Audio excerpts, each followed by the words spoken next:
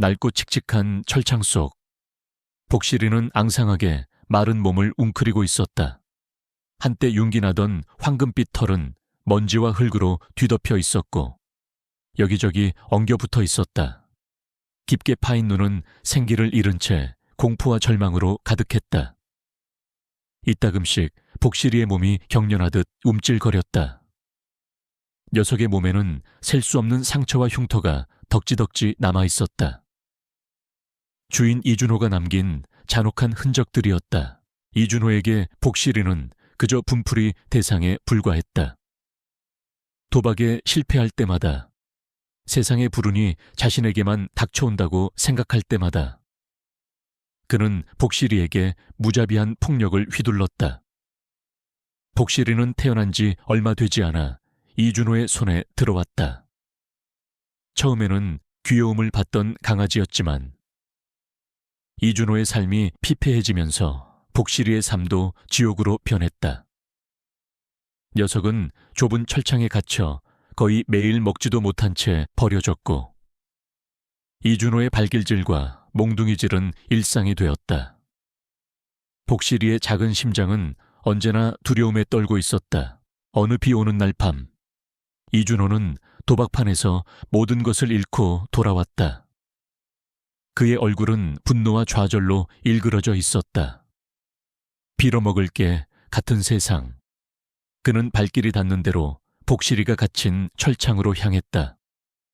내 놈 때문에, 내 놈 같은 쓸모없는 개 때문에 내 인생이 이렇게 망가진 거야. 이준호는 복실이를 철창 밖으로 끌어내 무자비하게 발길질을 했다. 복실이는 고통스러운 신음소리를 내며 바닥에 나뒹굴었다. 녀석의 몸에서는 피가 솟아났고 이내 정신을 잃었다. 이준호는 피투성이가 된 복실이를 짐짝처럼 들어올렸다. 이 쓸모없는 것 죽어버려라. 그는 복실이를 차에 싣고 도시 외곽의 인적 없는 숲으로 향했다. 빗줄기가 쏟아지는 어두운 숲속. 이준호는 복실이를 차에서 내던졌다. 내 놈 같은 건 죽어도 아무도 신경 쓰지 않아. 그는 차가운 비가 내리는 밤, 쓰러져 있는 복실이를 뒤로하고 미련 없이 떠났다. 이준호는 복실이가 죽었을 것이라고 확신했다. 그리고 그의 인생에서 복실이의 존재를 완전히 지워버리려 했다. 차가운 빗물은 복실이의 상처 위로 흘러내렸고 녀석의 의식은 점점 희미해졌다. 복실이는 마지막 남은 힘을 쥐어짜 눈을 떴다. 흐릿한 시야 속에는 어둠과 빗줄기만이 보였다. 녀석의 작은 심장은 이제 멈출 것만 같았다.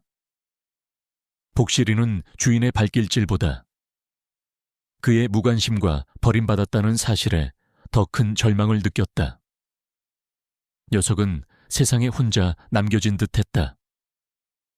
복실이의 눈에서는 뜨거운 눈물이 흘러내렸다. 그것은 고통의 눈물이자 버림받은 슬픔의 눈물이었다. 얼마의 시간이 흘렀을까? 복실이는 차가운 바닥에 쓰러진 채 희미한 숨을 몰아쉬고 있었다. 그때 멀리서 희미한 빛이 다가왔다. 그리고 발소리가 들렸다. 복실이는 본능적으로 몸을 웅크렸다. 또 다른 고통이 찾아올까봐 두려웠다. 빛은 점점 더 가까워졌고 이내 복실이의 눈앞에 멈춰섰다. 빛 속에는 한 여인의 형체가 보였다. 이런 맙소사. 여인의 목소리는 낮고 부드러웠다. 그녀는 김민서였다. 동물보호 활동가이자 도시의 번잡함을 피해 한적한 시골 마을에서 홀로 생활하는 젊은 여인이었다. 민서는 가족의 비극적인 죽음 이후 세상의 불공정함에 깊은 회의감을 느끼고 도시를 떠나왔다. 그녀는 숲속에서 희귀식물을 찾던 중 우연히 쓰러져 있는 복실이를 발견했다. 민서는 피투성이가 된 복실이의 모습에 경악했다. 그녀는 조심스럽게 복실이에게 다가갔다. 복실이는 본능적으로 뒷걸음질 치려 했지만 몸에 힘이 없어 제대로 움직일 수 없었다. 녀석의 눈에는 여전히 공포가 가득했다. 민서는 복실이의 눈을 바라보았다. 괜찮아. 아가, 이제 괜찮을 거야. 민서의 목소리는 따뜻하고 부드러웠다. 그녀는 복실이에게서 깊은 슬픔과 고통을 느꼈다. 민서는 복실이를 품에 안았다. 녀석의 몸은 차갑고 앙상했다. 민서는 복실이를 자신의 차에 싣고 집으로 향했다. 집에 도착하자마자 민서는 복실이의 상처를 치료하기 시작했다. 복실이의 몸에는 너무나 많은 상처가 있었다. 뼈가 부러진 곳도 있었고 깊게 찢어진 상처도 있었다. 민서는 복실이의 상처를 하나하나 정성스럽게 소독하고 붕대로 감아주었다.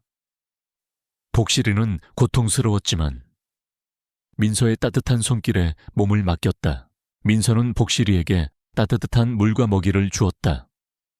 복실이는 오랫동안 굶주렸는지 허겁지겁 먹이를 먹었다. 민서는 복실이의 곁에 앉아 녀석을 지켜보았다. 녀석의 눈빛은 여전히 불안했지만 조금씩 안정되는 듯했다. 민서는 복실이에게 해피라는 새로운 이름을 지어주려 했다. 하지만 녀석은 복실이라는 이름에 더 반응하는 듯했다. 민서는 복실이가 과거를 완전히 잊지 못했음을 깨달았다. 복실이는 민서의 보살핌 속에서 조금씩 기력을 회복했다. 녀석은 민서의 곁을 그림자처럼 따라다녔고 민서의 손길에 만족한 듯 꼬리를 흔들었다. 하지만 복실이의 마음속에는 여전히 과거의 상처가 깊이 박혀 있었다. 녀석은 작은 소리에도 깜짝 놀랐고 누군가 자신에게 다가오면 본능적으로 몸을 웅크렸다. 특히 이준호가 버렸던 낡은 목걸이. 복실이는 그 목걸이를 보면 불안해했다. 민서는 복실이의 목걸이를 치워주려 했지만 복실이는 녀석이 고통스러워할 때마다 그 목걸이를 물고 어딘가로 숨기려 했다. 그 목걸이는 복실이에게 고통스러운 과거의 상징이자 동시에 녀석의 잊히지 않는 기억이었다.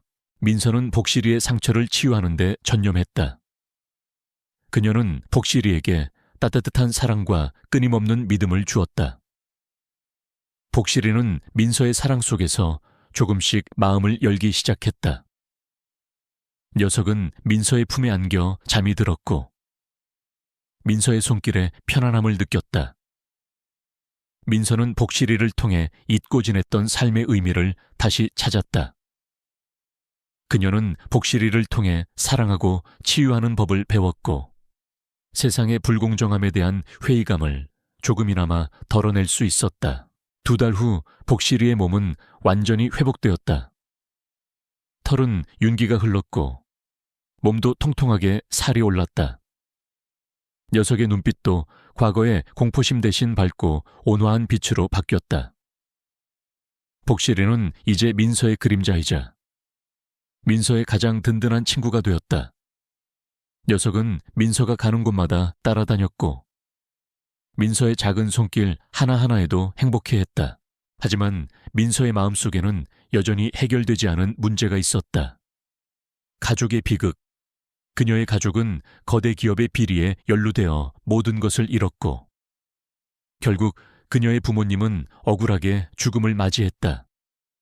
민서는 진실을 밝히고 싶었지만 거대한 권력 앞에서 혼자서는 아무것도 할 수 없었다. 그녀는 복실이를 보며 생각했다. 복실이는 과거의 상처를 이겨내고 새로운 삶을 살아가고 있었다.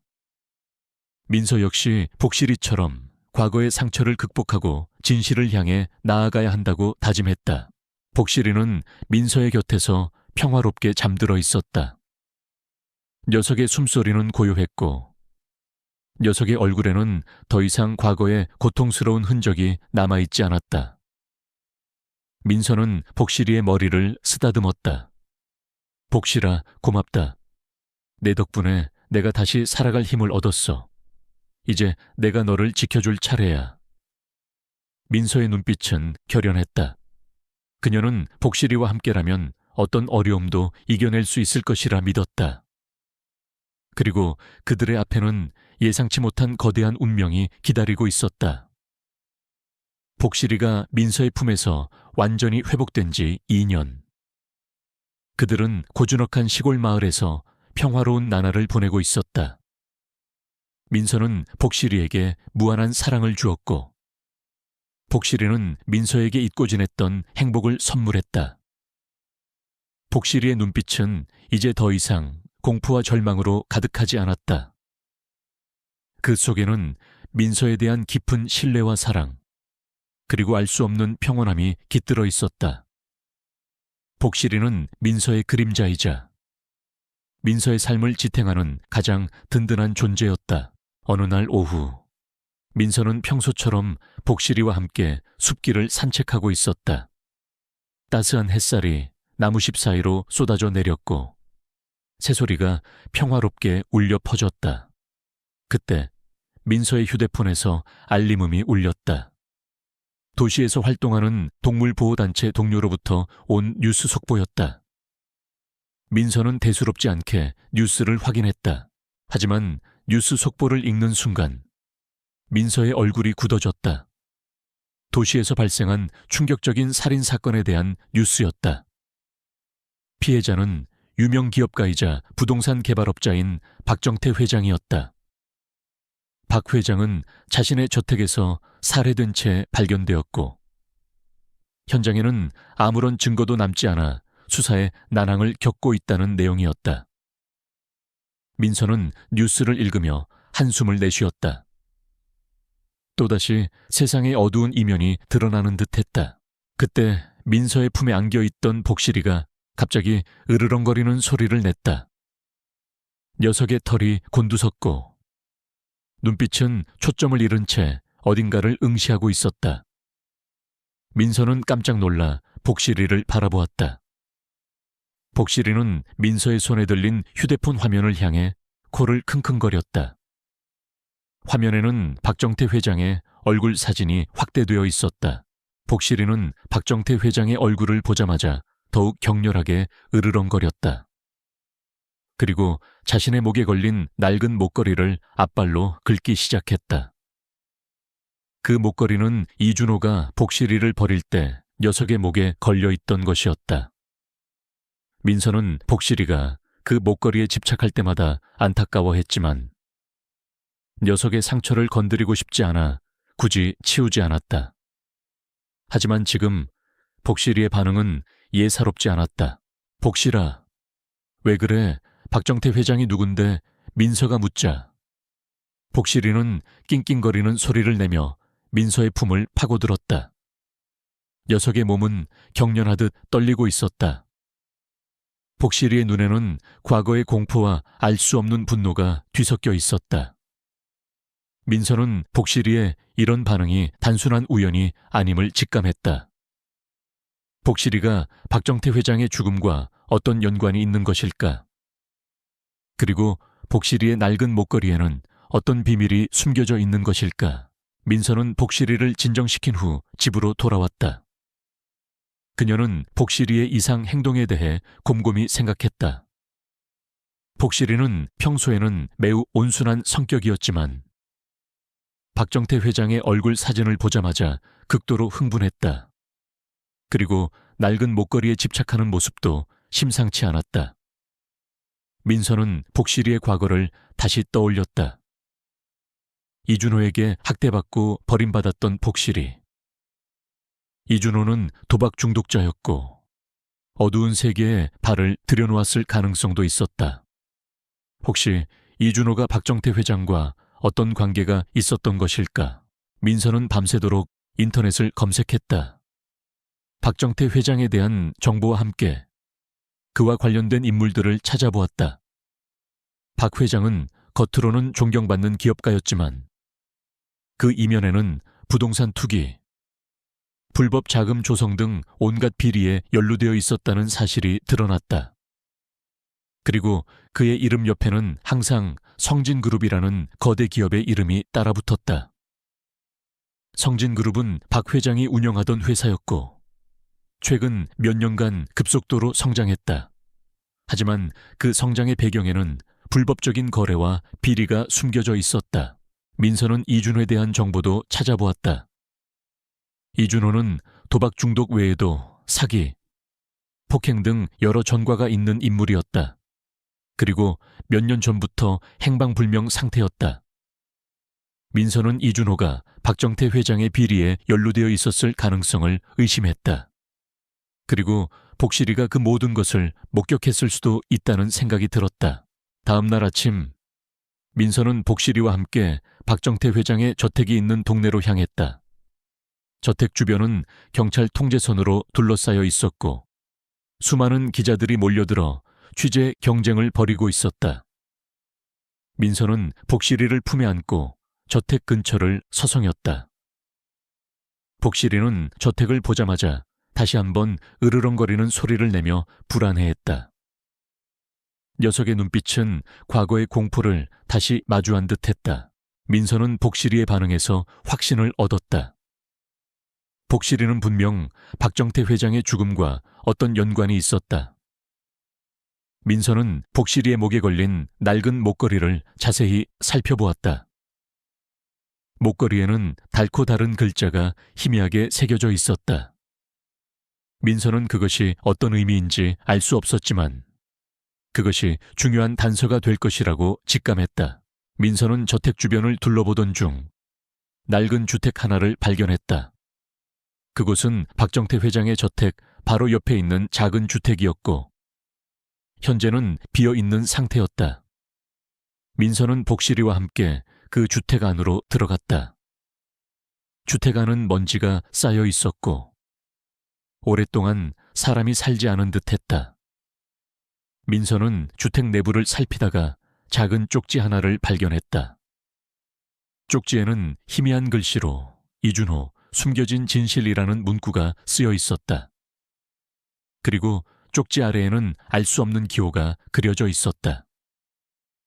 그 기호는 복실이의 목걸이에 새겨진 글자와 비슷해 보였다. 민서는 흥분했다. 이준호가 박정태 회장의 죽음과 관련되어 있다는 결정적인 증거였다. 그리고 복실이가 이 모든 것을 알고 있는 유일한 증인이라는 사실이 더욱 명확해졌다. 민서는 복실이의 머리를 쓰다듬었다. 복실아, 네가 이 모든 것을 알고 있었구나. 이제 우리가 진실을 밝혀낼 차례야.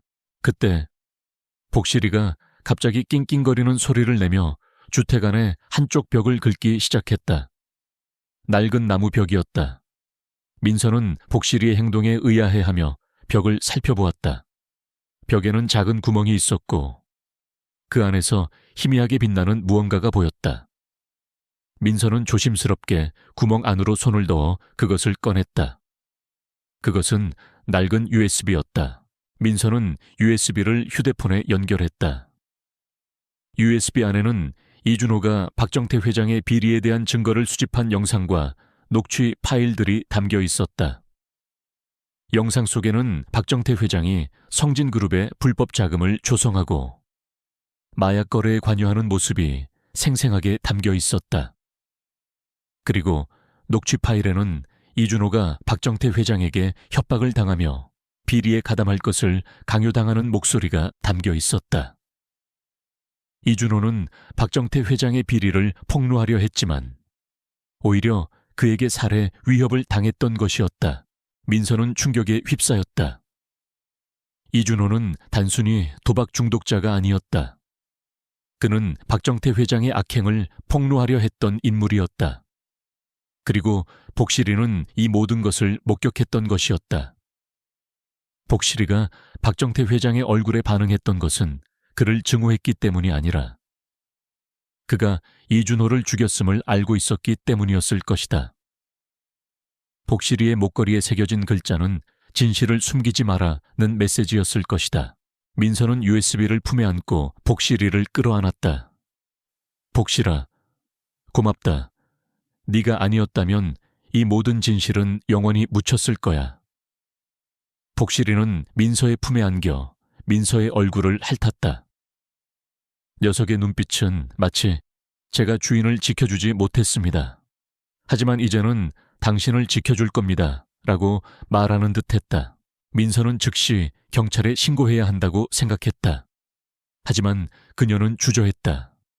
그녀의 가족이 거대 기업의 비리에 얽혀 희생되었던 과거의 아픈 기억이 떠올랐다. 경찰이 과연 이 모든 진실을 믿어줄까? 성진그룹은 막강한 권력을 가지고 있었고 경찰 내부에도 그들의 손이 닿아 있을 가능성도 있었다. 민서는 복실이의 눈을 바라보았다. 복실이는 민서의 불안한 마음을 읽었는지 민서의 손을 핥으며 용기를 북돋아 주었다. 민서는 복실이와 함께라면 어떤 어려움도 이겨낼 수 있을 것이라 믿었다. 그녀는 복실이와 함께 진실을 밝히기로 결심했다. 그리고 그들의 앞에는 예상치 못한 위험과 거대한 음모가 기다리고 있었다. 민서는 복실이에게 속삭였다. 복실아, 이제부터 진짜 싸움이 시작될 거야. 우리 함께 이 모든 것을 이겨내자. 녀석은 민서의 말에 고개를 끄덕였다. 그들의 눈빛에는 결연한 의지가 담겨 있었다. 민서의 손에 쥐어진 USB는 단순한 저장 매체가 아니었다. 그것은 이준호가 목숨을 걸고 지키려 했던 진실이자 박정태 회장의 죽음 뒤에 숨겨진 거대한 음모의 실마리였다. 민서는 복실이와 함께 낡은 주택을 빠져나왔지만 마음은 이미 복잡한 생각들로 가득 차 있었다. 그녀의 가족이 겪었던 비극적인 과거와 지금 눈앞에 펼쳐진 또 다른 비극이 묘하게 겹쳐졌다. 복실이의 낡은 목걸이와 그 안에 담긴 희미한 기호, 그리고 이준호의 유품에서 발견된 쪽지까지. 모든 것이 마치 거대한 퍼즐 조각처럼 맞춰지고 있었다. 민서는 밤새도록 USB에 담긴 영상과 녹취 파일을 분석했다. 박정태 회장이 성진그룹을 통해 불법 자금을 조성하고 마약 거래에 관여했으며 이준호가 그 모든 과정에 연루되어 있었음이 명백히 드러났다. 이준호는 박 회장의 비리를 폭로하려 했으나 오히려 역으로 살해 위협을 당하고 납치까지 당했던 것이었다. 민서는 이준호가 단순히 학대자가 아니라 어둠의 세계에서 벗어나려 했던 한 인간이었음을 깨달았다. 그리고 복실이는 그 모든 것을 목격했던 유일한 증인이었다. 그때 민서의 머릿속을 스치는 번뜩이는 생각이 있었다. 복실이의 낡은 목걸이, 그 안에 새겨진 희미한 기호. 민서는 이준호의 유품에서 발견된 쪽지에 그려져 있던 기호와 복실이의 목걸이에 새겨진 기호가 동일하다는 것을 확신했다. 민서는 즉시 목걸이를 자세히 살펴보기 시작했다. 목걸이는 낡고 오래되었지만 어떤 특정한 문양이 정교하게 새겨져 있었다. 민서는 그 문양이 어떤 의미를 가지고 있을 것이라고 직감했다. 민서는 인터넷을 검색하여 목걸이에 새겨진 문양과 관련된 정보를 찾아보았다. 놀랍게도 그 문양은 과거 조선시대에 비밀 조직의 상징으로 사용되던 문양과 유사하다는 것을 알게 되었다. 민서는 소름이 돋았다. 단순한 우연일까? 아니면 이 모든 것이 복잡하게 얽혀 있는 것일까? 민서는 이 모든 진실을 경찰에 알려야 한다고 생각했지만 주저했다. 성진그룹은 막강한 권력을 가지고 있었고 경찰 내부에도 그들의 손이 닿아 있을 가능성이 높았다. 그녀의 가족이 겪었던 비극적인 과거가 민서의 발목을 잡았다. 그녀는 믿을 만한 사람을 찾아야 했다.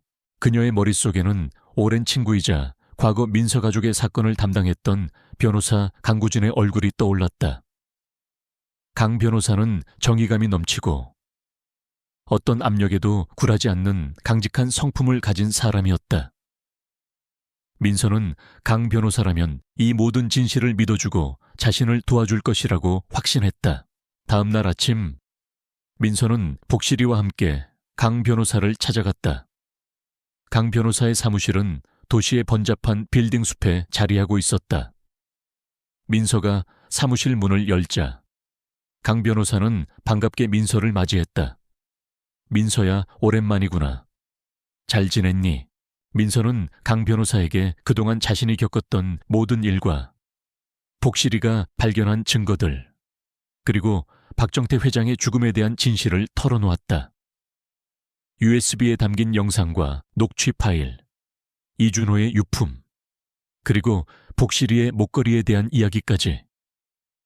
강 변호사는 민서의 이야기를 듣는 내내 진지한 표정으로 경청했다. 그의 얼굴에는 놀라움과 함께 깊은 생각의 그림자가 드리워져 있었다. 강 변호사는 USB에 담긴 영상과 녹취 파일을 확인한 후 얼굴이 굳어졌다. 민서야, 이건 정말 엄청난 증거다. 박정태 회장이 연루된 사건은 단순한 살인 사건이 아니었어. 성진그룹과 관련된 거대한 비리 사건이야. 이준호가 이 모든 것을 알고 있었고 결국 희생양이 된 것이군. 강 변호사는 복실이의 목걸이에 새겨진 문양에 주목했다. 그는 민서에게 그 문양이 어떤 의미를 가질 수 있는지 물었다. 민서는 자신이 인터넷에서 찾아본 정보를 강 변호사에게 이야기해 주었다. 강 변호사는 민서의 이야기를 듣고는 깊은 생각에 잠겼다. 이 문양 어딘가 익숙한데. 그때 복실이가 낑낑거리는 소리를 내며 강 변호사의 다리에 몸을 비볐다.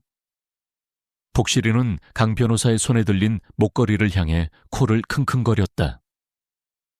강 변호사는 복실이의 머리를 쓰다듬으며 말했다. 정말 영리한 개로구나. 강 변호사는 민서의 가족 사건을 다시 꺼내 들었다. 민서의 가족은 성진그룹의 비리에 연루되어 모든 것을 잃었고 민서의 부모님은 억울하게 죽음을 맞이했다. 당시 강 변호사는 민서 가족의 변호를 맡았지만 성진그룹의 막강한 권력 앞에서 아무것도 할 수 없었다. 그는 민서 가족의 사건과 박정태 회장 사건이 서로 연관되어 있음을 직감했다. 민서야, 이 모든 것이 연결되어 있을 가능성이 높다. 성진그룹은 단순히 기업이 아니야. 그들은 거대한 그림자 조직을 가지고 있고 그 조직은 온갖 불법적인 일들을 저지르고 있다. 강 변호사의 목소리가 떨렸다.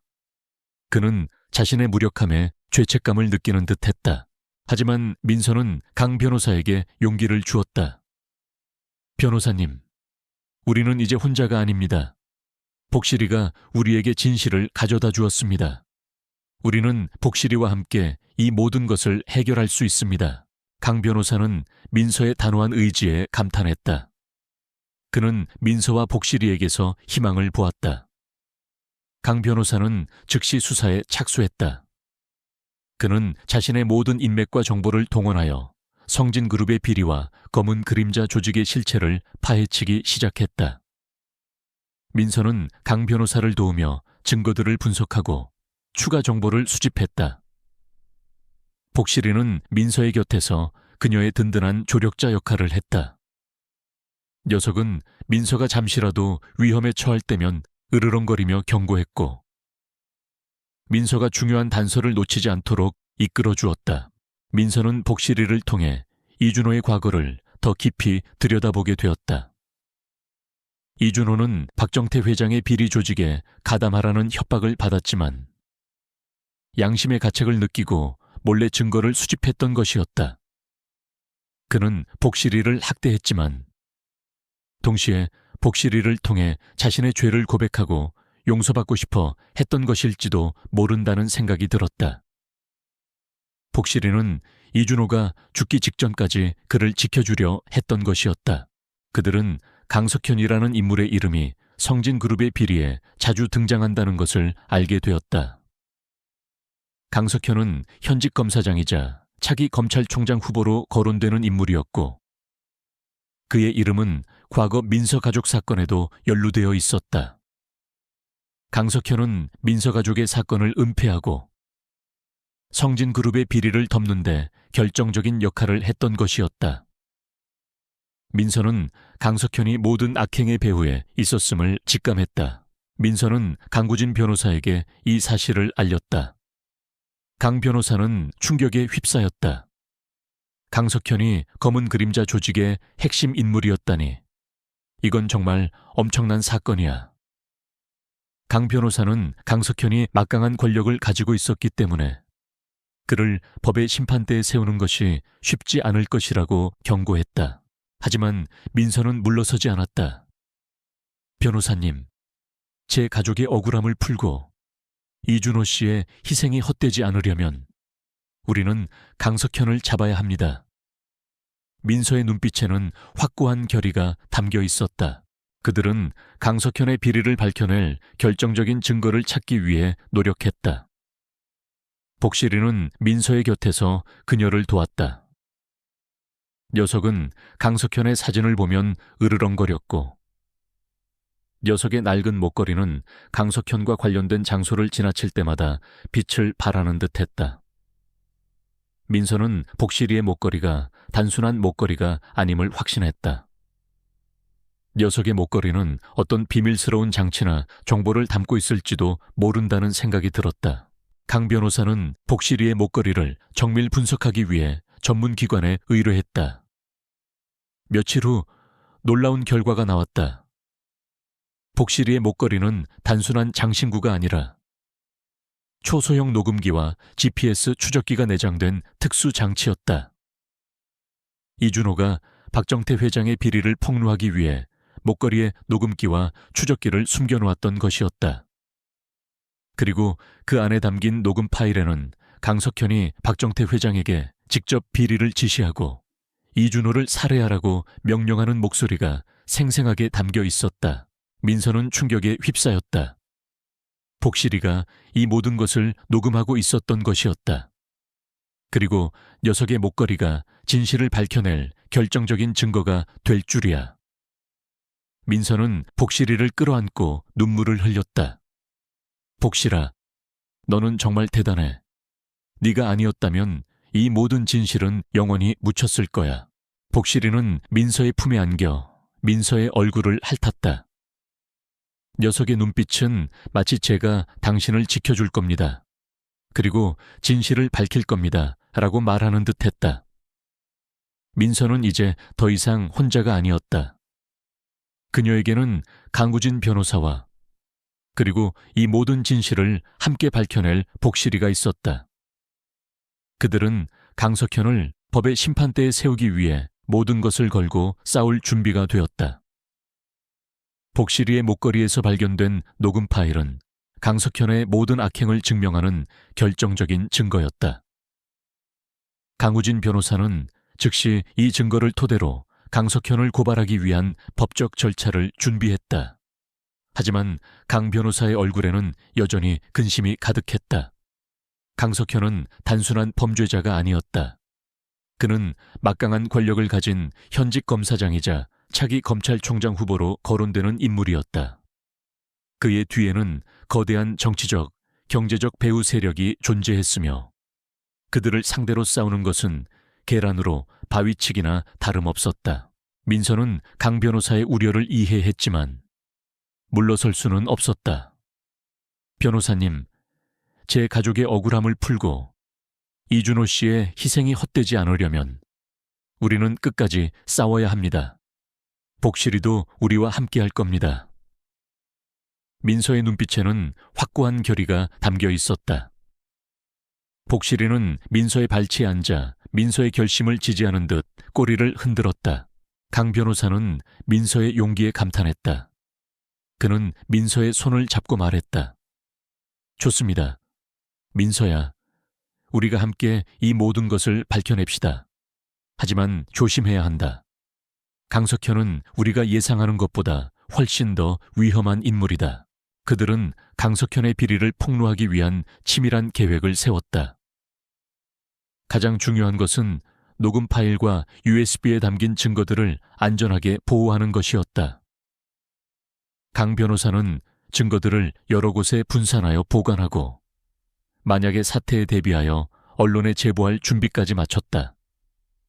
민서는 이 모든 과정을 함께하며 강 변호사의 든든한 조력자 역할을 했다.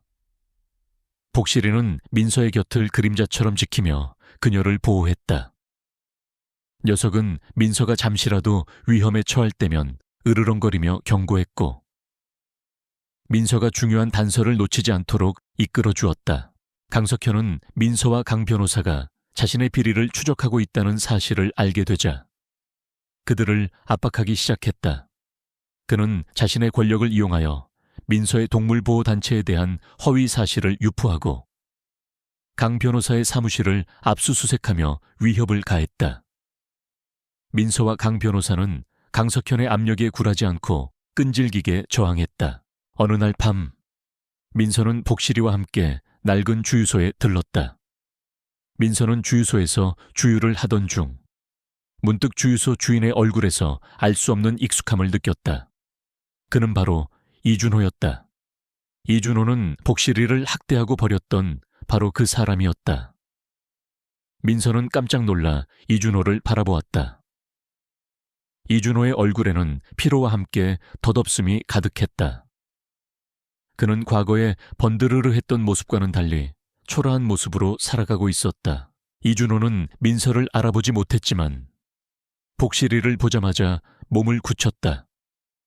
그의 눈에는 공포와 함께 알 수 없는 죄책감이 스쳐 지나갔다. 복실이는 이준호를 보자마자 으르렁거리는 소리를 냈다. 녀석의 털이 곤두섰고 눈빛은 살기로 이글거렸다. 민서는 복실이의 반응에 당황했다. 녀석이 이준호를 잊지 못하고 복수심을 품고 있다는 것을 느꼈다. 민서는 복실이를 진정시키려 했지만 복실이는 이준호를 향해 맹렬하게 달려들었다. 이준호는 복실이의 공격에 놀라 뒷걸음질 쳤다. 복실이는 이준호의 바짓가랑이를 물고 놓아주지 않았다. 민서는 복실이를 떼어놓으려 했지만 복실이의 힘은 예상보다 강했다.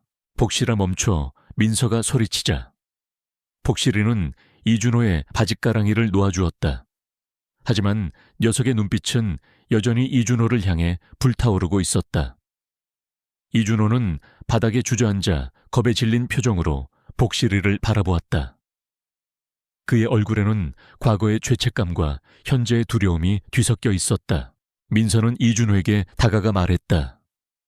이준호 씨, 저를 기억하십니까? 저는 김민서입니다. 그리고 이 아이는 복실이입니다. 이준호는 민서의 말에 깜짝 놀랐다. 그는 민서의 얼굴을 한참 동안 바라보더니 이내 눈물을 글썽였다. 복실이, 네가 살아있었구나. 이준호는 복실이에게 다가가 녀석의 머리를 쓰다듬으려 했다. 하지만 복실이는 이준호의 손길을 피하며 경계심을 드러냈다. 민서는 이준호에게 USB에 담긴 모든 진실을 이야기해 주었다. 박정태 회장의 죽음, 강석현의 악행, 그리고 이준호가 목숨을 걸고 지키려 했던 증거들까지. 이준호는 민서의 이야기를 듣는 내내 눈물을 흘렸다. 그는 자신의 어리석음과 죄책감에 고통스러워했다. 제가 너무나 어리석었습니다. 제 욕심 때문에 복실이에게 씻을 수 없는 상처를 주었고 박 회장의 악행을 막지 못했습니다. 이준호는 민서에게 강석현의 악행을 증명할 수 있는 또 다른 결정적인 증거가 있다고 말했다. 그것은 강석현과 박정태 회장이 나눈 비밀 통화 기록이 담긴 오래된 휴대폰이었다. 이준호는 그 휴대폰을 숨겨두었고 강석현은 그 휴대폰을 찾기 위해 그를 죽이려 했던 것이었다. 제가 숨겨둔 곳으로 안내해 드리겠습니다. 강석현의 모든 악행을 밝혀낼 수 있을 겁니다. 이준호의 목소리에는 후회와 함께 진실을 밝히려는 강한 의지가 담겨 있었다. 민서는 이준호의 말을 믿기로 했다. 그녀는 복실이를 바라보았다. 복실이는 이준호를 향한 분노를 거둔 듯 이제는 그를 연민의 눈빛으로 바라보고 있었다. 복실이는 이준호가 진심으로 후회하고 있다는 것을 느낀 것이 분명했다. 민서는 복실이의 눈빛에서 용서의 의미를 읽었다. 그들은 이준호의 안내에 따라 낡고 허름한 창고로 향했다. 창고 안은 먼지와 쓰레기로 가득했다. 이준호는 창고 구석에 숨겨진 낡은 상자를 꺼냈다. 상자 안에는 먼지가 잔뜩 쌓인 오래된 휴대폰 한 대가 들어있었다. 이준호는 휴대폰을 민서에게 건넸다. 이 안에 모든 것이 담겨 있습니다. 민서는 휴대폰을 받아들고 강구진 변호사에게 연락했다. 강 변호사는 이준호가 제공한 증거에 놀라움을 금치 못했다. 강석현과 박정태 회장의 비밀 통화 기록은 그들의 악행을 명백히 증명하는 결정적인 증거였다. 강 변호사는 즉시 이 증거를 법원에 제출하기 위한 준비를 시작했다. 강석현은 자신의 악행이 드러날 위기에 처하자 마지막 발악을 하기 시작했다.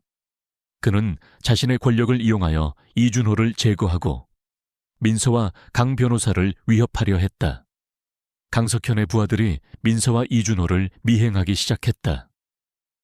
민서는 위험을 감지하고 강 변호사와 함께 강석현의 압력에 맞설 방법을 모색했다. 그들은 이 모든 증거를 언론에 공개하기로 결심했다. 강석현이 아무리 막강한 권력을 가지고 있다고 해도 언론의 힘 앞에서는 속수무책일 것이었다. 강 변호사는 기자회견을 준비했고 민서는 강석현의 비리를 폭로할 자료들을 정리했다. 이 모든 과정에서 복실이는 민서의 곁을 지켰다. 녀석은 민서가 잠시라도 위험에 처할 때면 으르렁거리며 경고했고 민서가 중요한 결정을 내릴 때마다 그녀에게 알 수 없는 용기를 불어넣어 주었다. 민서는 복실이의 눈을 바라보았다. 녀석의 눈빛은 마치 두려워하지 마세요. 주인님, 제가 당신을 지켜줄 겁니다. 라고 말하는 듯했다. 민서는 복실이에게서 가족의 온기를 느꼈다. 복실이는 더 이상 학대받던 개가 아니었다. 녀석은 진실을 밝히고 정의를 실현하기 위해 싸우는 용감한 영웅이었다. 그리고 재민에게는 이 모든 악행의 시작점인 박정태 회장의 죽음과 연관된 강석현의 숨겨진 비리를 밝혀야 하는 책임감이 따랐다. 기자회견 당일, 민서와 강구진 변호사는 강석현의 비리를 폭로하기 위한 마지막 준비를 마쳤다. 강 변호사의 얼굴에는 비장함이 감돌았고 민서의 눈빛에는 두려움 대신 확고한 결의가 서려 있었다. 이준호가 제공한 휴대폰과 복실이의 목걸이에서 추출된 녹음 파일은 강석현의 모든 악행을 증명하는 결정적인 증거였다. 그들은 이제 더 이상 숨지 않을 것이었다. 기자회견장은 수많은 취재진으로 발 디딜 틈이 없었다. 전 세계의 이목이 집중된 가운데 민서와 강 변호사는 단상에 올랐다. 플래시 세례가 터지고 수많은 카메라가 그들을 향했다. 강 변호사는 심호흡을 한 후 마이크를 잡았다. 오늘 이 자리는 대한민국 사회를 뒤흔들고 있는 거대한 검은 그림자의 실체를 폭로하기 위해 마련되었습니다. 현직 검사장이자 차기 검찰총장 후보로 거론되는 강석현 의원이 바로 그 검은 그림자의 핵심입니다. 강 변호사의 말이 끝나자 기자회견장은 술렁거렸다. 기자들은 웅성거렸고 카메라 플래시는 더욱 격렬하게 터졌다. 강 변호사는 이어서 강석현이 성진그룹의 비리를 덮고 마약 유통과 인신매매에 관여했으며 박정태 회장과 민서의 가족을 포함한 수많은 무고한 사람들을 희생시켰다는 사실을 폭로했다. 그리고 민서가 마이크를 잡았다. 그녀는 떨리는 목소리로 자신의 가족이 겪었던 비극과 이준호가 강석현에게 이용당하고 살해 위협을 받았던 과정을 담담하게 이야기했다. 그녀는 이준호가 죽기 직전까지 진실을 지키려 했던 용기 있는 행동을 설명하며 이 모든 증거가 이준호의 마지막 외침이라고 강조했다. 이 모든 진실은 여기 이 아이 복실이가 지켜왔습니다. 복실이의 목걸이에는 이준호 씨가 강석현의 악행을 녹음한 파일이 숨겨져 있었습니다. 복실이는 이 모든 것을 목격한 살아있는 증인입니다. 민서의 말이 끝나자 강 변호사는 복실이의 목걸이에서 추출된 녹음 파일을 재생했다. 기자회견장에 강석현의 목소리가 울려 퍼졌다. 박정태 회장에게 비리를 지시하고 이준호를 살해하라고 명령하는 강석현의 음성이 생생하게 재생되었다. 녹음 파일을 듣는 내내 기자들은 경악했고 충격에 휩싸였다. 수많은 카메라가 복실이를 향했고 복실이는 그 모든 시선을 담담하게 받아들이는 듯했다. 그 순간 기자회견장 문이 쾅 하고 열렸다. 강석현이 분노에 찬 얼굴로 경호원들을 이끌고 나타났다. 그의 눈은 살기로 이글거렸고 그의 입에는 비열한 미소가 걸려 있었다. 감히 내년들이 내 명예를 더럽히다니 당장 그 모든 것을 멈춰라. 강석현은 민서에게 달려들어 마이크를 빼앗으려 했다. 하지만 강 변호사가 그를 막아섰다. 강석현 의원님, 모든 증거가 여기 있습니다. 이제 더 이상 부정할 수 없습니다. 강석현은 강 변호사를 밀쳐내고 민서에게 달려들었다. 그 USB를 내놔라. 당장. 그는 민서의 목을 조르려 했다. 그때 복실이가 맹렬하게 강석현에게 달려들었다. 녀석은 강석현의 다리를 물고 놓아주지 않았다. 강석현은 고통스러운 비명을 지르며 복실이를 발로 찼다. 복실이는 바닥에 나뒹굴었지만 녀석의 눈빛은 여전히 강석현을 향해 불타오르고 있었다. 그 순간 이준호가 나타났다. 그는 강석현의 부하들에게 감금되어 있었지만 민서와 강 변호사가 기자회견을 연다는 소식을 듣고 탈출하여 이곳으로 달려온 것이었다. 이준호는 강석현에게 달려들어 그의 팔을 붙잡았다. 강석현, 당신의 죄는 결코 숨겨지지 않을 겁니다. 강석현은 이준호의 등장에 깜짝 놀랐다. 그는 이준호를 뿌리치려 했지만 이준호는 필사적으로 강석현을 붙잡았다. 그 틈을 타 민서는 마이크를 잡고 외쳤다. 이 모든 것이 강석현의 악행입니다. 제 가족의 죽음, 박정태 회장의 죽음, 그리고 수많은 희생자들의 원한이 이 자를 심판할 것입니다. 기자들은 쉴 새 없이 카메라 셔터를 눌렀다. 언론사들은 실시간으로 이 모든 상황을 보도했다. 강석현의 위선적인 가면이 벗겨지고 그의 추악한 민낯이 전 세계에 드러나는 순간이었다. 강석현은 자신의 모든 것이 무너지는 것을 느끼며 절규했다. 그때 경찰들이 기자회견장으로 들이닥쳤다. 김 교수가 미리 경찰의 모든 상황을 제보했던 것이었다. 경찰들은 강석현을 비롯한 그의 경호원들을 체포했다. 강석현은 끌려나가는 동안에도 민서와 이준호, 그리고 복실이를 노려보았다. 그의 눈빛에는 증오와 함께 알 수 없는 광기가 서려 있었다. 이대로 끝날 것 같으냐? 나를 건드린 대가를 치르게 될 것이다. 강석현의 마지막 발악은 민서의 마음속에 또 다른 불안감을 남겼다. 그가 비록 체포되었지만 그가 속한 검은 그림자 조직은 여전히 건재할지도 모른다는 생각이 들었다. 민서는 이준호에게 다가가 그의 상태를 살폈다. 이준호는 몸에 상처를 입었지만 그의 얼굴에는 해방감과 함께 알 수 없는 안도감이 서려 있었다. 그는 복실이를 바라보았다. 복실이는 이준호를 향해 낑낑거리는 소리를 내며 다가갔다. 이준호는 복실이의 머리를 쓰다듬었다. 복실이는 이준호의 손길을 피하지 않고 받아들였다. 녀석의 눈에는 더 이상 분노나 복수심이 없었다. 오직 과거의 상처를 치유하려는 듯한 평화로움이 느껴졌다. 이준호는 눈물을 흘리며 복실이를 끌어안았다. 복실아, 미안하다. 정말 미안하다. 복실이는 이준호의 눈물을 핥아주었다. 그것은 용서의 눈물이었고 화해의 순간이었다. 민서는 이 모든 광경을 지켜보며 깊은 감동을 느꼈다. 복실이는 학대받았던 주인에게 복수하는 대신 용서와 화해를 선택했다. 복실이의 행동은 이준호에게 진정한 회개의 기회를 준 것이었다. 민서는 복실이를 끌어안았다. 복실아, 네가 아니었다면 이 모든 진실은 밝혀지지 않았을 거야. 그리고 이준호 씨도 구원받지 못했을 거야. 경찰들은 강석현의 범죄 증거가 담긴 USB와 이준호의 휴대폰을 확보했다.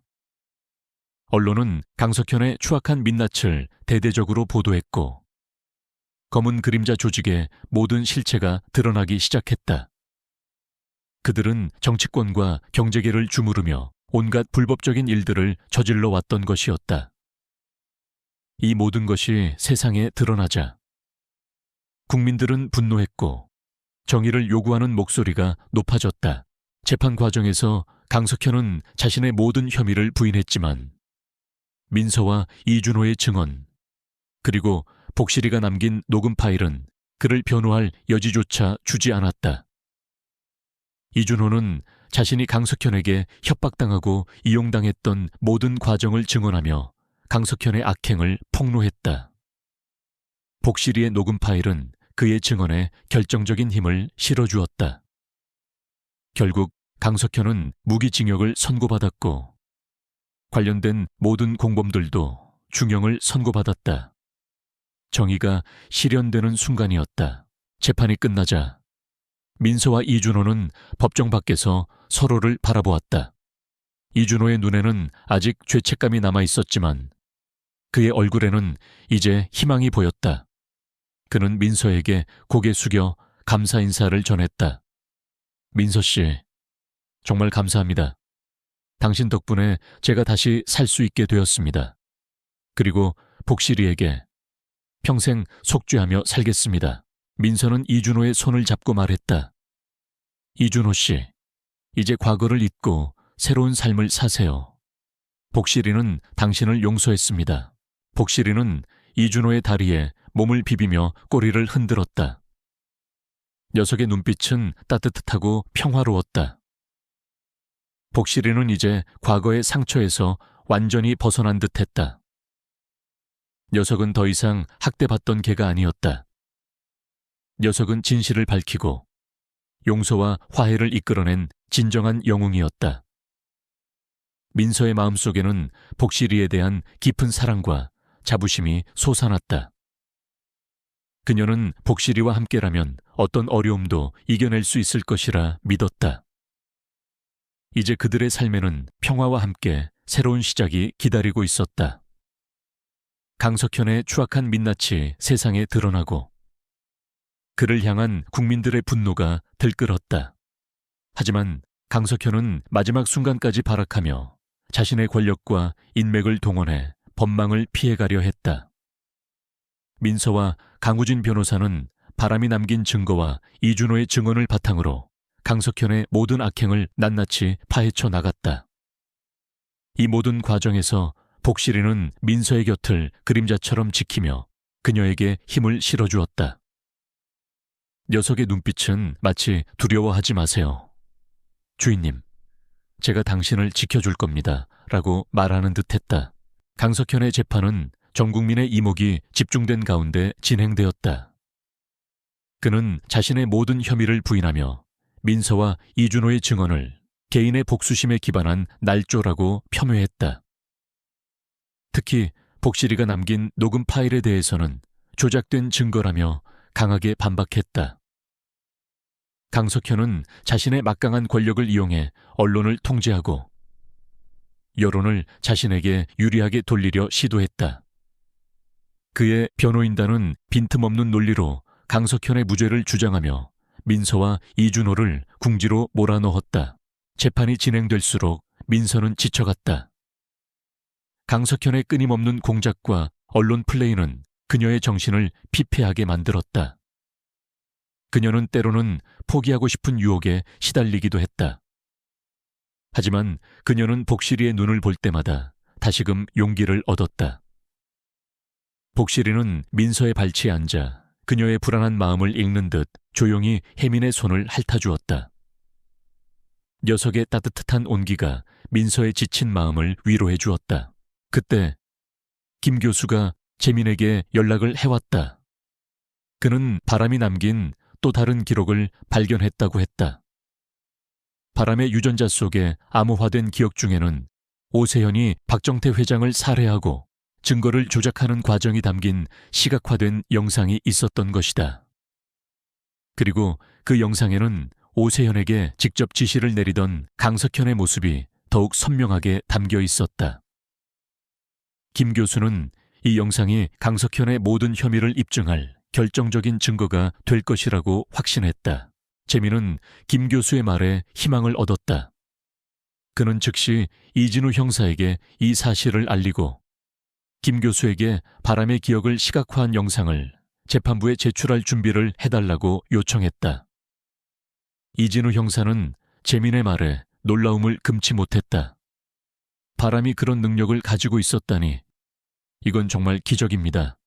선배님, 다음 재판 기일. 법정은 그 어느 때보다 긴장감으로 가득했다.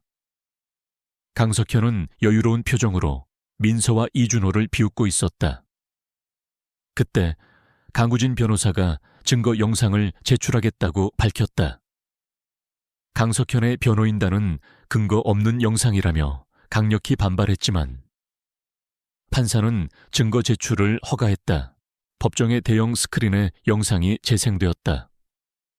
흐릿했지만 선명하게 나타나는 영상 속에는 박정태 회장의 저택 안에서 벌어진 참혹한 살인사건 현장이 담겨 있었다.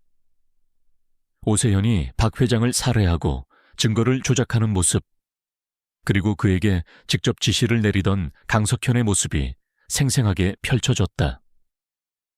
강석현의 얼굴과 그의 손에 끼워진 검은색 반지에 새겨진 검은 그림자 조직의 상징까지 모든 것이 명확하게 드러났다. 법정 안은 순식간에 충격과 경악으로 가득 찼다. 기자들은 카메라 플래시를 터뜨렸고 방청객들은 웅성거렸다. 강석현은 스크린에 비친 자신의 모습을 보고 얼굴이 하얗게 질렸다. 그의 위선적인 가면이 산산조각 나는 순간이었다. 강석현은 자신의 모든 것이 무너지는 것을 느끼며 절규했다. 이건 조작된 영상입니다. 믿을 수 없습니다. 저 개가 어떻게 이런 영상을 찍을 수 있단 말입니까? 강석현은 발악하며 스크린을 향해 소리쳤다. 그때 이준호가 자리에서 일어났다. 그는 떨리는 목소리로 증언했다. 이 영상은 진실입니다. 저는 그날 밤 강석현의 지시로 박정태 회장과 함께 있었습니다. 오세현이 박 회장을 살해하는 것을 제 눈으로 직접 보았습니다. 그리고 강석현은 저에게 이 모든 것을 은폐하라고 협박했습니다. 저는 그에게 복실이를 학대하라는 지시까지 받았습니다. 이준호의 증언은 법정을 더욱 충격에 빠뜨렸다. 그는 자신이 과거에 저지른 모든 죄를 고백하며 강석현의 악행을 낱낱이 폭로했다. 그의 진심 어린 증언은 법정에 모인 모든 이들의 마음을 울렸다. 강석현은 더 이상 부정할 수 없었다. 모든 증거와 증언이 그를 향하고 있었다. 그는 자신의 패배를 직감했다.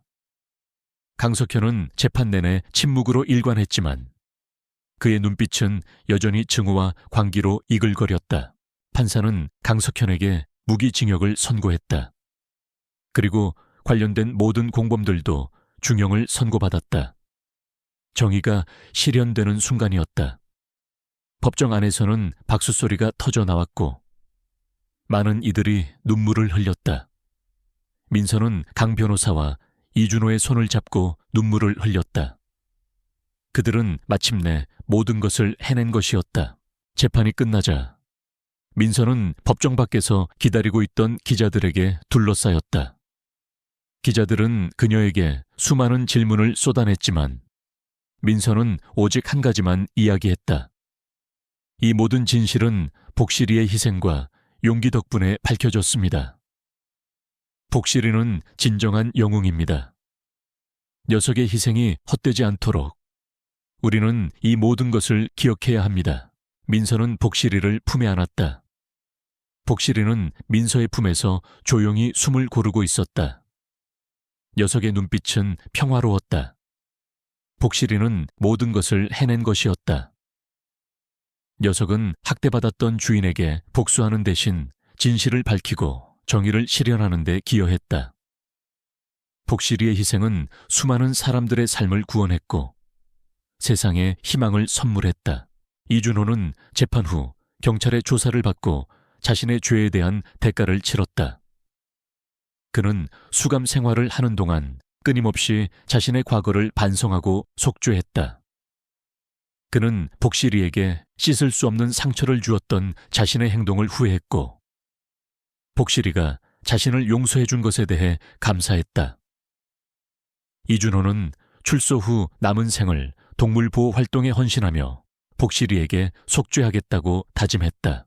김 교수는 바람이 남긴 유산, 즉 프로젝트 K의 연구 결과를 인류에게 이로운 방향으로 전환하는 데 모든 노력을 기울였다. 그는 바람의 유전자 정보를 바탕으로 난치병 치료와 생명 연장 기술에 대한 획기적인 연구를 진행했다. 그는 바람의 이름으로 연구재단을 설립하고 바람의 정신을 이어받아 세상에 이로운 일을 하는데 남은 생을 바치기로 했다. 민서는 자신의 삶을 되찾았다. 그녀는 복실이와 함께 시골 마을로 돌아와 평화로운 삶을 살았다. 그녀는 동물 보호 활동을 계속하며 버려지고 학대받는 동물들을 돕는 데 헌신했다. 민서는 복실이의 이야기를 많은 사람들에게 들려주었다. 복실이의 이야기는 많은 이들에게 용기와 희망을 주었고 동물 사랑의 중요성을 일깨워 주었다. 민서는 매일 아침 복실이의 목걸이를 들여다보며 녀석과의 추억을 되새겼다. 녀석의 목걸이에 새겨진 희미한 기호는 이제 더 이상 고통스러운 과거의 상징이 아니었다. 그것은 진실, 용서, 그리고 사랑의 상징이 되었다. 민서는 복실이를 끌어안았다.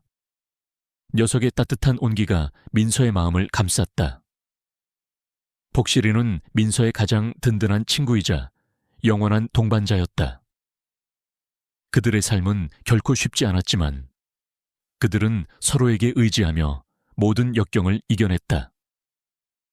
복실이의 희생과 용기는 그들의 삶을 영원히 비추는 빛이 되었다. 민서와 복실이의 용기 있는 행동으로 강석현과 검은 그림자 조직의 모든 악행이 만천에 드러나자 세상은 큰 충격에 빠졌다. 수많은 관련자들이 체포되고 법의 심판을 받았으며 정의는 마침내 그 모습을 드러냈다. 민서는 한순간에 유명 인사가 되었고 그녀의 이야기는 많은 이들에게 희망과 용기를 주었다. 하지만 민서의 마음속에는 여전히 바람에 대한 아련한 그리움이 남아있었다. 복실이가 진실을 밝히는 과정에서 보여준 놀라운 능력과 희생은 민서의 삶을 송두리째 바꾸어 놓았다. 재판이 끝난 후 이준호는 자신의 죄에 대한 대가를 치르기 위해 수감 생활을 시작했다. 그는 교도소 안에서 자신의 과거를 끊임없이 반성하고 속죄했다. 민서는 가끔 이준호를 찾아가 복실이의 소식을 전해주었다. 이준호는 복실이가 건강하게 잘 지내고 있다는 소식에 눈물을 흘리며 진심으로 기뻐했다. 그는 출소 후 남은 생을 동물보호 활동에 헌신하며 복실이에게 속죄하겠다고 다짐했다. 김 교수는 바람이 남긴 유산, 즉 프로젝트 K의 연구 결과를 인류에게 이로운 방향으로 전환하는 데 모든 노력을 기울였다. 그는 바람의 유전자 정보를 바탕으로 난치병 치료와 생명 연장 기술에 대한 획기적인 연구를 진행했다. 그의 연구는 세계적인 주목을 받았고 수많은 환자들에게 새로운 희망을 선물했다. 김 교수는 바람의 이름을 딴 연구재단을 설립하고 바람의 정신을 이어받아 세상에 이로운 일을 하는데 남은 생을 바치기로 했다. 민서는 김 교수의 재단에서 동물보호 활동을 계속하며 그를 도왔다. 민서와 복실이는 다시 시골 마을로 돌아왔다. 그곳은 그들에게 평화와 치유의 공간이었다. 민서는 복실이에게 무한한 사랑을 주었고 복실이는 민서의 가장 든든한 친구이자 가족이 되었다. 복실이의 눈빛은 이제 과거의 공포나 슬픔 대신 깊은 평화와 행복으로 가득했다. 녀석은 민서의 곁에서 항상 밝게 웃었고 민서의 작은 손길 하나하나에도 행복해했다. 민서는 자신의 이야기를 책으로 써서 출판했다. 책의 제목은 복실이의 용기였다. 책에는 복실이가 겪었던 학대와 고통, 그리고 민서를 만나 치유되는 과정, 이준호의 용서와 화해, 강석현의 악행을 밝혀내는 모든 과정이 담겨 있었다. 책은 베스트셀러가 되었고 많은 이들에게 감동과 영감을 주었다. 특히 동물 학대에 대한 사회적 인식을 개선하는 데 큰 영향을 미쳤다. 사람들은 복실이의 이야기를 통해 동물이 단순한 존재가 아니라 인간과 함께 살아가며 감정을 교류하고 상처를 치유할 수 있는 소중한 생명체임을 깨달았다. 어느 날 오후, 민서는 복실이와 함께 숲길을 산책하고 있었다. 따스한 햇살이 나무십 사이로 쏟아져 내렸고 새소리가 평화롭게 울려 퍼졌다. 민서는 복실이의 목걸이를 들여다보았다. 목걸이에 새겨진 희미한 기호는 이제 더 이상 과거의 고통스러운 상징이 아니었다. 그것은 진실, 용서, 그리고 사랑의 상징이 되었다. 민서는 복실이의 머리를 쓰다듬으며 속삭였다. 복실아, 고맙다. 내 덕분에 내가 다시 살아갈 수 있었어. 그리고 세상의 진실을 알릴 수 있었어. 복실이는 민서의 품에 안겨 민서의 얼굴을 핥았다. 녀석의 눈빛은 마치 당신은 저의 영원한 주인입니다. 그리고 당신은 진정한 영웅입니다. 라고 말하는 듯 했다. 민서는 복실이의 온기에 의지하며 행복한 미소를 지었다. 그녀는 복실이와 함께라면 어떤 어려움도 이겨낼 수 있을 것이라 믿었다. 그들의 삶은 결코 쉽지 않았지만 그들은 서로에게 의지하며 모든 역경을 이겨냈다. 복실이의 희생과 용기는 그들의 삶을 영원히 비추는 빛이 되었다. 세월이 흘러 민서는 노년이 되었지만 그녀의 얼굴에는 깊은 평화와 지혜가 깃들어 있었다. 복실이는 그녀의 곁에서 평화롭게 잠들었다. 민서는 복실이의 무덤을 만들고 그 위에 작은 비석을 세웠다. 비석에는 용감한 복실이, 진실을 밝히고 사랑을 전한 영웅이라고 쓰여 있었다. 민서는 매년 복실이의 무덤을 찾아 녀석과의 추억을 되새겼다. 복실이는 물리적으로는 세상에 없었지만 녀석의 정신과 용기, 그리고 사랑은 민서의 삶 속에 영원히 살아 숨 쉬고 있었다. 민서는 남은 생을 동물보호 활동에 헌신하며 복실이의 정신을 이어받았다. 그녀는 많은 버려진 동물들을 입양하여 사랑과 보살핌을 주었고 그들을 통해 복실이의 이야기를 전했다. 그녀의 이야기는 세대를 넘어 사람들에게 감동을 주었고 동물과 인간의 진정한 유대관계에 대한 메시지를 전달했다. 어느 날 밤, 민서는 꿈을 꾸었다. 꿈속에서 그녀는 젊고 건강한 복실이와 함께 숲속을 뛰놀고 있었다. 복실이는 민서의 곁에서 행복하게 꼬리를 흔들었고 민서는 복실이의 등에 기대어 평화롭게 잠이 들었다. 민서는 꿈속에서 복실이의 따뜻한 온기와 사랑을 느꼈다. 그녀는 잠에서 깨어났지만 꿈속의 여우는 오랫동안 민서의 마음속에 남아있었다. 민서는 창밖을 내다보았다. 새벽 하늘에는 별들이 반짝이고 있었다. 민서는 복실이의 이름을 조용히 불렀다. 복실아, 고맙다. 너는 내게 모든 것을 선물해 주었어. 사랑과 용기, 그리고 삶의 의미까지. 민서는 이제 더 이상 외롭지 않았다. 그녀의 마음속에는 복실이의 사랑이 영원히 살아 숨 쉬고 있었기 때문이었다. 그녀는 바람에게 약속했던 대로 세상을 더 나은 곳으로 만들기 위해 끊임없이 노력했다. 바람이 남긴 유산은 그들의 삶을 영원히 비추는 빛이 되었다.